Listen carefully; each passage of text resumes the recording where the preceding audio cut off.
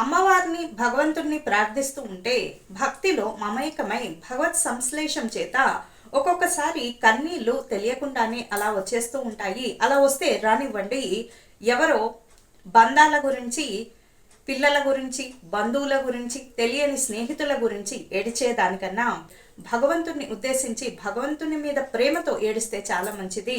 శ్రీదేవి శరణాగతి, భగవంతునికి శరణాగతి చేయాలి, వ్యక్తులకు కాదు. వ్యక్తులతోటి మనకు సంబంధమే లేదు. మనం పుట్టక ముందు వారెవరు, మనం పోయిన తర్వాత వారెవరు, వారితోటి పెద్ద మనకు సంబంధం ఏం లేదు.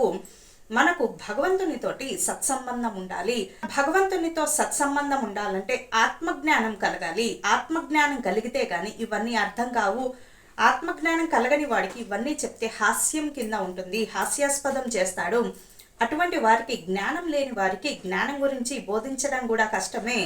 అజ్ఞానులను జ్ఞానం వచ్చే వరకు వదిలేయాలి, ఇక భగవంతునికి వదిలేసేయాలి. అటువంటి వ్యక్తుల్ని ఆత్మజ్ఞానం కోసము ఏడవాలి, భగవంతుని కోసం ఏడవాలి, మోక్షం గురించి ఏడవాలి.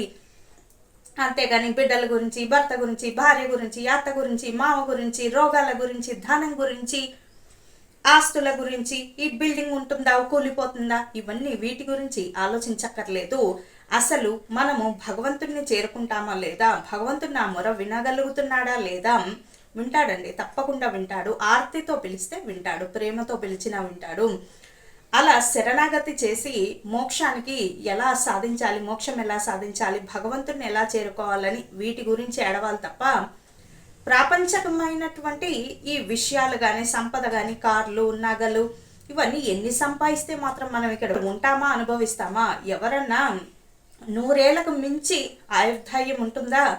ఎవరో 105, 110 అంతవరకే.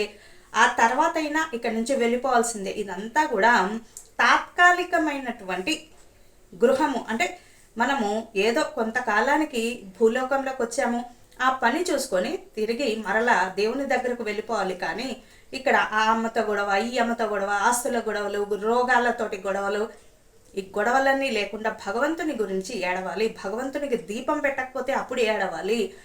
భగవంతుడి నామం చెప్పకపోతే ఏడవాలి. అలా చేస్తే భగవంతుడే మన ఏడుపులన్నీ మానిపించి మోక్షాన్ని సిద్ధింపజేస్తాడు. మంచి మాట ఈరోజు.